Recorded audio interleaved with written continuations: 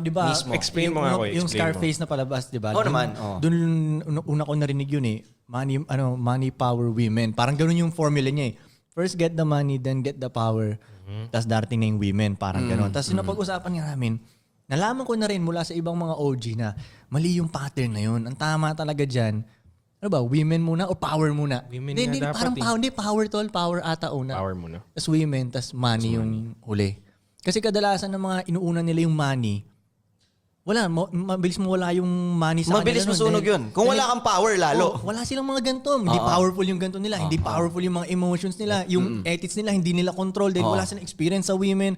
Ubus din agad yung pera. Madaling bumagsak yung empire. Pero pag yung inuna mo muna yung mga, ayusin mo muna yung tikas mo. Tapos ayusin mo muna yung relationship mo sa babae at lalaki din ha. Siyempre, kailangan mo mag-network, di ba? Yes. Kaya ayusin mo lahat yun. Yun ang magiging rason para makuha mo yung perang